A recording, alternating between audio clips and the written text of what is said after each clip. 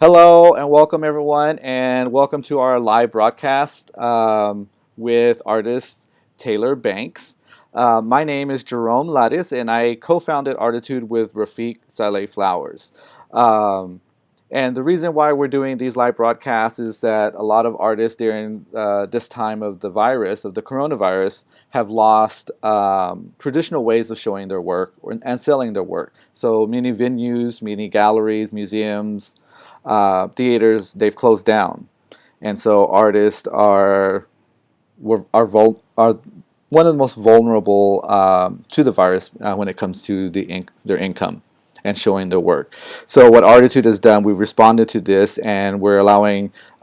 We have a artist relief fund that you can donate to help out artists within the local area, within Texas, because we've had artists from Houston, Lubbock, LaGrange, those areas. So on the screen, um, the top left, top right, I don't see it, but there is a donate. It says you can go to artitude.org, donate there, or you can text Artitude to 44321. So let's get to our broadcast with Taylor. So let me just kind of introduce Taylor real quick. I've known Taylor for a couple of years now, and I can tell you I've seen her artwork. I love her artwork, and she's definitely grown in her artwork. But Taylor is a spiritual conscious artist from Chicago, but she is based in Fort Worth. Her portraits show her shape of individuality, her growth in personal wellness and self love. Being labeled black, a woman, and a person with mental health issues, she has been gifted with a rare, unique view of the world and is outcast even within these communities. So, Taylor, so welcome again, and thank you for being on the broadcast. So, I'll let you kind of talk about your work and what you're doing, things like that, and just tell us your story. Thanks, Jerome. Thank you for having me here and giving me the opportunity to, and not, like show my work and tell people about myself.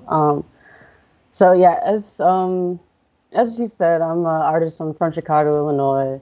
Um, I've been drawing for forever, as long as I can remember. I started when I started very, very young, like younger than one, with crayons and markers. And I've been going, and I started using pencils when I was about 2 years old, and I just kept going from there. Um, Although it's really different, so it's I just had I just always had my art to go to. I didn't really have a lot of friends growing up, and I don't really have many now, but the ones I do have are pretty great. Um, I draw really about just how I'm feeling. Like I notice growing up, like I never really understood how I felt, why I felt the way I did, what I was going through, and what I was experiencing. It was just so. It was a very traumatic situation. I'm not gonna act like it wasn't. It was different growing up in Chicago and then having to move from there at the age of 14 from the south side of Chicago going to Phoenix, Arizona. It was different. It was a huge culture shock, and I never understood why I felt or thought the things that I did or behaved the way I did. Um, so it was to me, it was just something I wanted to understand. I still want to understand it because there are things that have happened to me that I can't really recognize still fully. Like I don't even have memory from, say, like anything before 8 years old. I don't remember, like except for like two or three things, and that's it. And it's something I've always wanted to understand. I wanted to understand why death and my morality was something I knew about when I was younger, like before I was even 5 years old. Like I knew like death was a thing because I had witnessed it. I knew I could be gone at any moment. I just knew it. So it was always something to me, like being aware of everything and being conscious of everything that I'm doing and how I'm feeling. That became something to me that was very important, even within my community as like being black and a woman. That just became something I needed to know. And I don't know how to explain it, so that's why I draw about it. And with what I draw and what I do is just how I can show you what I'm thinking and how I'm feeling. And that's pretty much the reason I do it is to like share that story because I'm not the only. I know I'm not the only person that feels that way. I have friends. I know a person I met not too long ago from Chicago as well. She's like from the same area as me, and she was talking about she doesn't remember some things either. It's like, I was starting to wonder like if that's something that's only something people from Chicago have, because my uncle has the same issue too. I don't know a lot of people from Texas or from Phoenix that have that issue. But that's just something. That's just something. And yeah, that's just is something really important to me. What else? Taylor, I do have a question. In your artwork, you say you use your personal your experiences. So tell us about an art piece that you've done, and show us if you have one, and how, and tell us that story of what that art piece represents to you and the ideas behind that. Okay, so I have something behind me right now. Let me see if I can grab it. I'm just okay. I am in a bit of a situation, so I'm just in a spot today in my life where I'm kind of got to make just things work with what I have. And I'll explain that in a minute. But this is something I'm working on. I just started a few days ago. Um, and so really what it is, it's a girl and she's dealing with a lot of mental and emotional pain. And the symbol behind her is actually something I drew. I've been working on like this thing where I'm making like this thing with these colors and symbols. It's a whole process. I've been working on it for a few years now, but it's basically like a language full of colors. And what this one represents is like, like pain or hurt or something like that. And the girl, like if you're in pain and you don't know how to like really handle something or talk about it, you kind of just you get into that fetal position and you cry, like what children do, and they just cry and they just bawl and they don't know what else to do but panic. And so lately I've just been feeling a lot of emotional pain. Like I don't know what it is. Like my anxiety has just been like off the charts since this quarantine happened. I feel like it was just really rough because in college I was doing pretty good. I was selling my artwork, and it was just difficult having to stop everything I was doing and then go back into fast food to do a job that you don't necessarily like. Nobody likes fast food really. If you do, that's just your thing, no problem. But when you know what you want to do and what your purpose is and what your goal is, it kind of sucks to have to like stop everything. It's painful and it's stressful, and so this is just how I've been feeling. And it's in the process of I'm doing like multiple layers, colored pencil, and I'm not necessarily doing it in like it's indigo, it's dark purple, and there's the sepia, it's a Prismacolor. Sepia, I think that's the color. It's like a very dark brown, but I'm mixing it to make almost this black color because I don't feel like necessarily I'm gonna set it down. I'm sorry. I don't feel like necessarily blue is only a sad color. I understand why people use it, but like you can make colors. Every color can appear sad. Yellow can appear sad if you use the right colors to mix it with to the right tone and to the right shade. Red can be sad. Pink can be sad if you mix it right. And so I like to use multiple colors to show like that emotion and everything because I don't necessarily feel like only blue. I don't always feel just red. It can be purple. It can be a brown. It can be a dark green. And I just like to mix those colors. But that one right here is going to be more of a darkish blue. And I have another one, if I can find it. I'm sure a lot of people have seen it too. It's the one with it's a girl and her head is, she's like a tree. It's a woman's head on a tree. Not necessarily a woman, but a lot of people identify it as a woman. I didn't necessarily draw it to be a woman. It was just a person. I knew it was an African American person, a black person. And she was a tree. And I'm just saying she because everybody's identified as that. That's how I can see it now. Um, and it's just her head.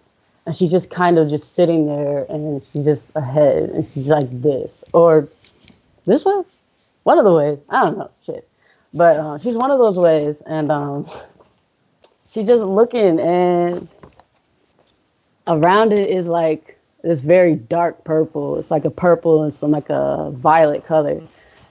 And when I drew it, it was because I had found something out. It was not good news. It was horrible news. And I drew it because I just knew like I had to stay like within myself. I didn't need to panic. I didn't need to explode. Here it is. It's small, but I've blown it up several times and sold copies of it. But it's like it's this one, and a lot of people like just I don't know why a lot of people just love it. And so this is the one I've been drawing or that I drew, and it's actually like a lot of sad like stuff involved with that. It had to do with my father, and it was just like you know it was a time when he came back and something was going on, and it's just a lot of drama with him and somebody else. And that's why that picture came up. And it just reminds me that I need to stay rooted into myself. Like I can't change some of these situations. I can only do what I can do. And that's what that picture means to me. And it's just about staying strong. And even though you're uprooted, you can still be like grounded. That's I don't know if that makes sense, but to me that makes sense. And that's how I drew that.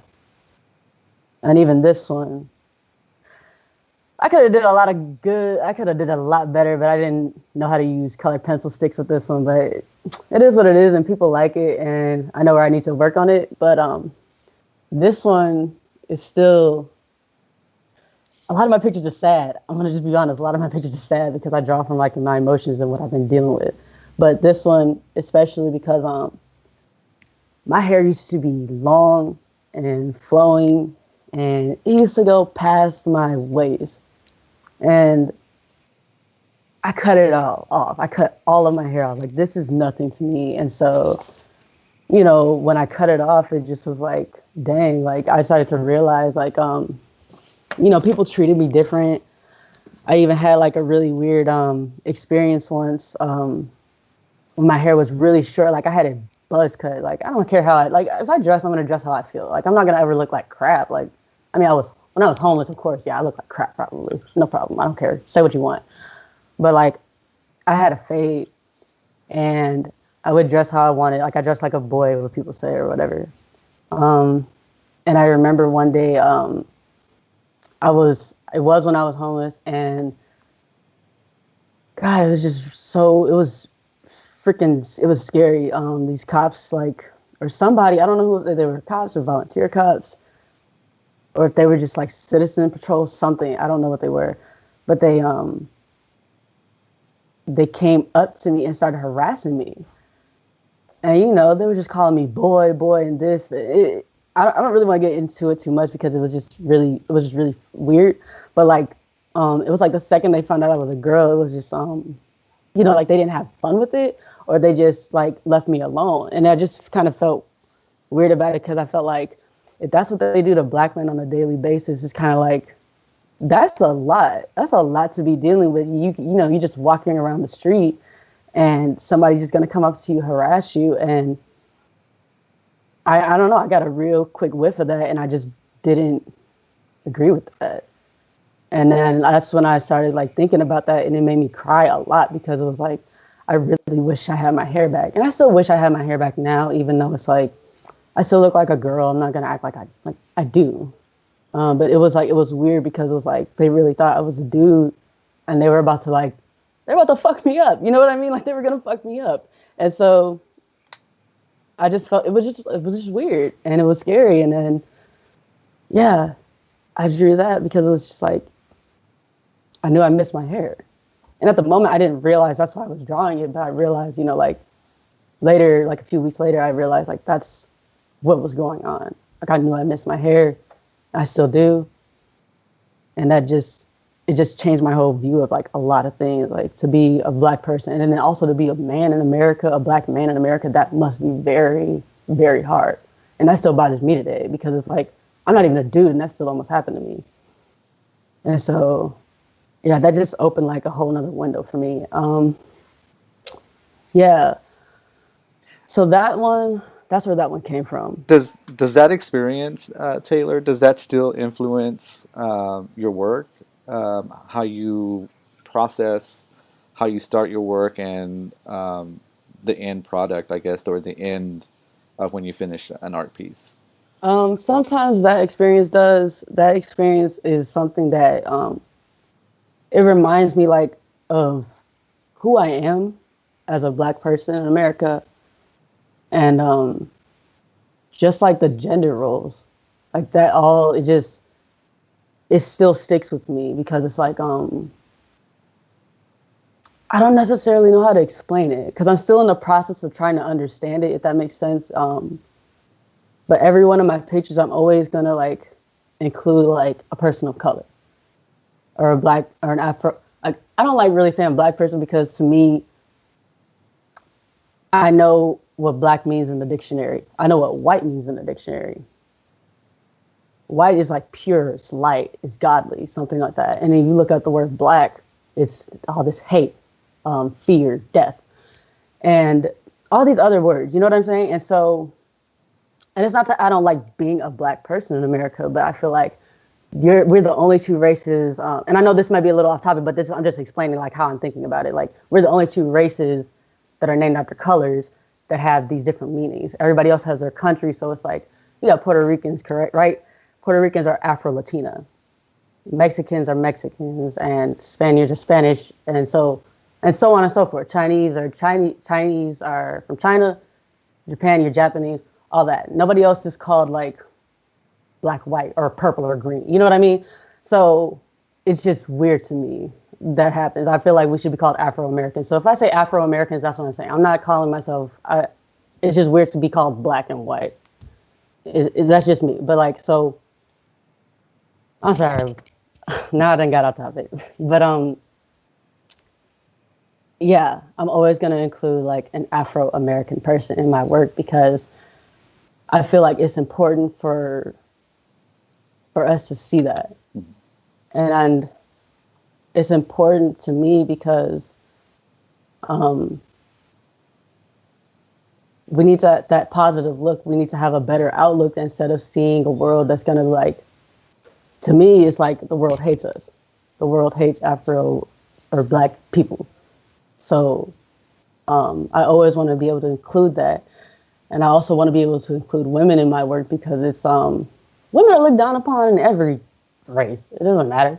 Women are always going to be put second, and so for me, it's like to have a black woman and to have women, it's just important. They need that image, and because the male structure, it's not like I'm not men are not bad. It's the masculinity that makes it bad. It's that toxic masculinity that makes it bad. And to put like a feminine touch to that, it would be nice because women are more of that community. Not to say that men aren't. It's just more like women had that empathy and that compassion and that softness. And I'm not saying like all women are like that because they're not. But when you put a woman onto something like that, it does give people a different look. That's just the general thing. Like the idea of women is soft, they're more gentle, they're more compassionate. And that's just knowing how people think. And so it, and also I am one. I am a black woman, so it's just more what I can relate to. But I do think that's important for black people, for minorities, like whatever group you're from, like um, Mexican American, Puerto Rican, any community. You got to have. I want that image to be there. So yeah.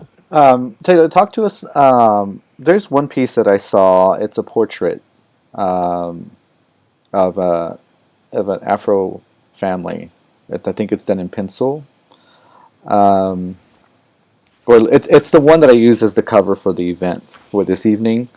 Uh, Oh, the vignette. yes, yes, the vignette. So talk to us about Oh, that because I've seen your work before, and then when I saw this, I immediately told Stevie, or I did say something to Stevie that I definitely saw some growth, not only technically but artistically as well as in concept and what you've been doing. So if you can show us that, and then kind of talk to us about that piece. yes. Give me 1 second. I have a Okay. copy of it over here. The other Okay. one's like stacked up. Okay.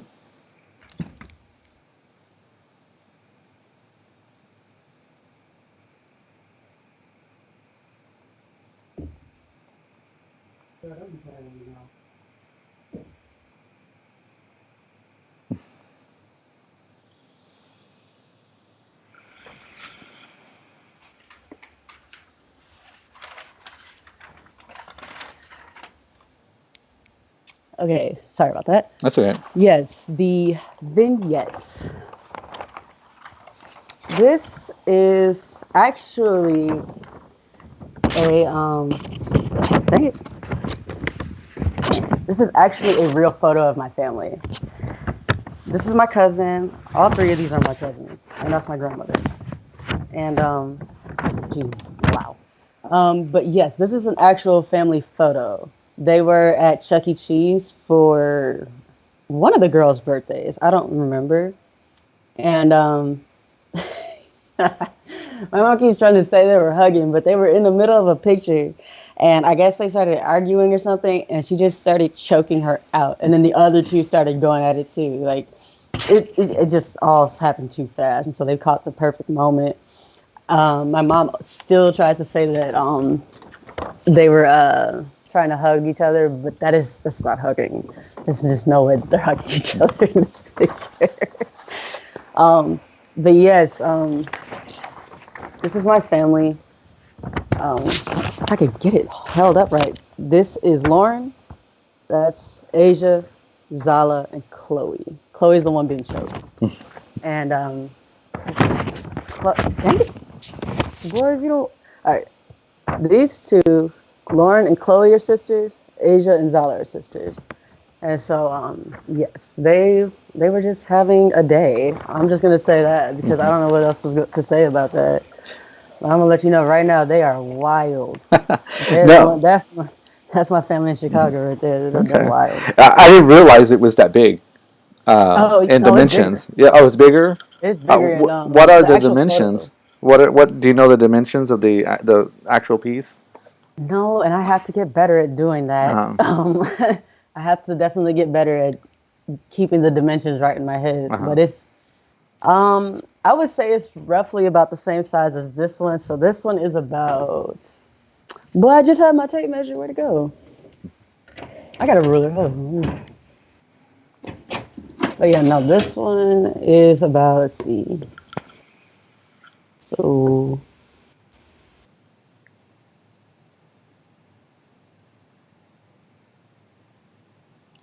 it's about like 26 by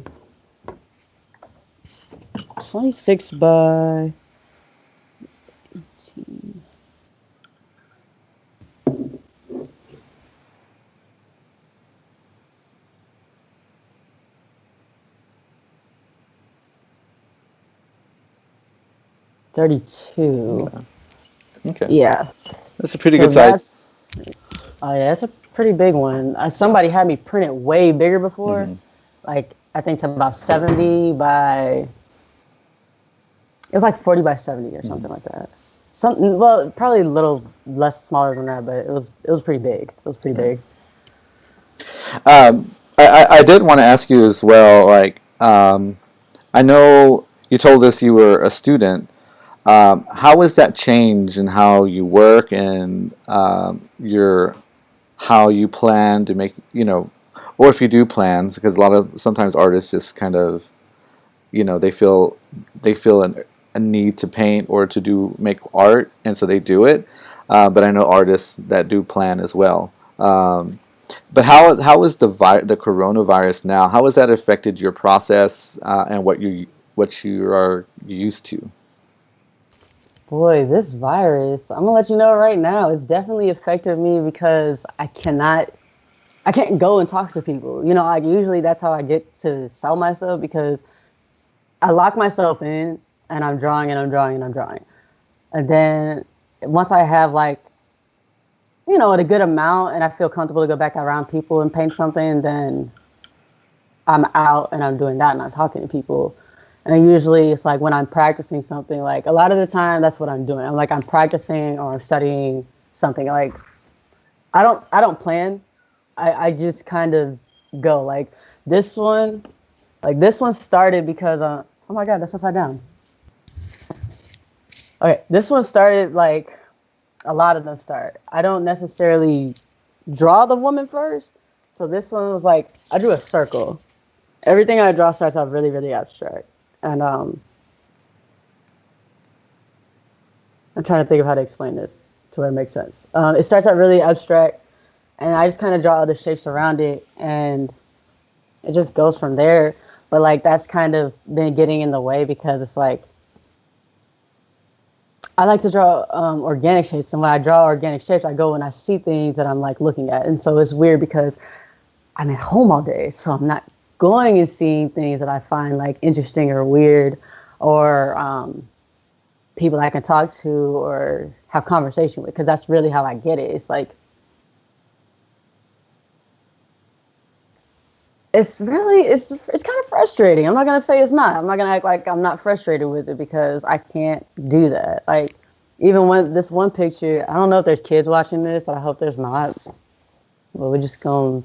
I'm gonna just show you because I know like a lot of my work has nudity in it. I'm not gonna act like it doesn't. I'm not ashamed of it. It's the body.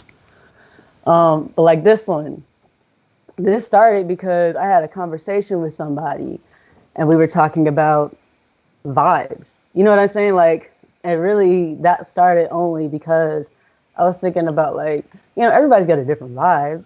Like, we all got a different vibe, and there's different shapes to those vibes, or different colors to those vibes.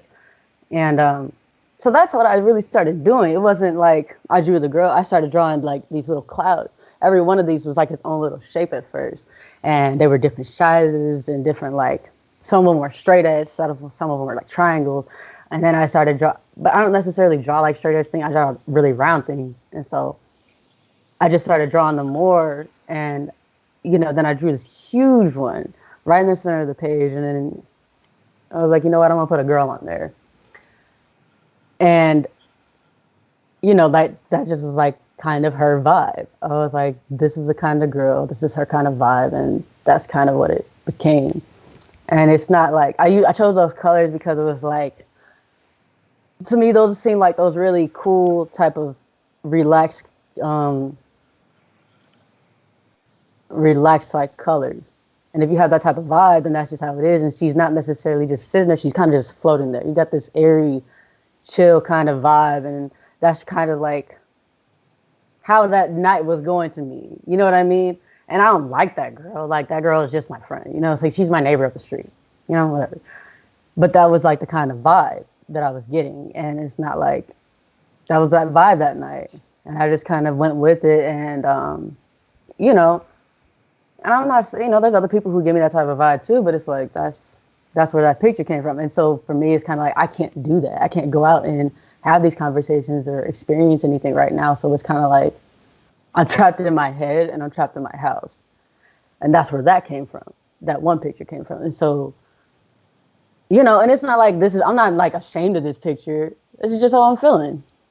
I'm not the only person who's going through this right now. There's people who are going through a lot of things, and that's just how it is. And it's weird because I can't do that, and I can't talk to people, and I can't have conversations like I do. I could be talking to people for hours and hours, and I'm selling stuff on the side, and we're just relating to people about a lot of things. And so it's just weird. I can't do that right now. It's really complicated, really stressful, very lonely in a weird way. But yeah, So, that's so as right now, like things have opened up, but there's still, the virus is still out there. More people are getting infected, things like that. Where do you see yourself going in terms of what you're doing artistically right now? artistically. Well, Jerome, I'm gonna let you know right now. I'm about to get me a car. I'm buying my first car, and I am so happy because I got exactly the car I wanted and a little more out of it than I expected. That's good. So, yeah, I'm buying my first car, and if anybody knows me, you'll probably know like that's a really great thing because boy, these last few years have been a struggle. Um, but as far as this is going, I have an N95 mask. Um, so I'm trying to just get back into business. I don't really like working in fast food anymore. I hate it with a passion. I like seeing people, but in this particular area, these people are crazy. Um, they're just different. I'm just gonna say that they're just very different. I don't want to say crazy. They're just not the type of people that like me. And So I'm just gonna try to travel a little more. At least go out to like what I'm gonna do at this time is like practice my technique and practice like drawing like the wilderness or drawing like a park or going like experience like taking a certain area on a block or something and going to I'm gonna try to drive to Dallas and Fort Worth and to these guys. I'm gonna try to go and practice just drawing a little more and getting faster with my with my gesture drawings and drawing everything that's around me because the more you do that the better you'll get. And I want to practice with like oil paint and then I'm comfortable with oil paint but I'm not. Like I've been drawing with colored pencil for forever. So it's like I kind of know colored pencil. Like I can blend it, I can mix it well, I can make flat pictures are pretty cool. They're fun to do. I can do three-dimensional pictures with colored pencil, but I also have to develop my own style with that. And so I want to be as well with color, like with oil paint as well as I am with colored pencil. So that's what I'm really going to do with this. And I'm going to see about possibly still selling my stuff because ain't nobody in Dallas sitting at home. I don't know why, but nobody in Fort Worth or Dallas is sitting down at home. So I know I'm gonna meet some people out here that want to buy artwork. Um, and I'm gonna just really try to protect myself and do the best I can with that. I got to get better. I just want to do what I want to do. I want to go back to John. I want to meet more people. So Okay, yeah. Taylor, it probably seems fast, but that's our 30 minutes have come up already. Dang, for Yeah, real. yeah. And so, Dang. yeah, so I want to thank you very much for being live with us and talking about you, your artwork, and I guess your expectations as well as what you're doing. So again, we appreciate it. Um, good luck, with everything that you do, your artwork. But I'm sure I'll be looking at it too. So I just want to tell everyone thank you for Thank you. coming on live with us. The reason why we do this is to give another platform virtually for artists right now who are not able to show their works in galleries, museums, and sell their work. So again, donate to Arttitude. Go to arttitude.org, or you can text Arttitude to 44321. So again, everyone, thank you. Taylor, thank you, Thank you, and Bill. have a good evening. So.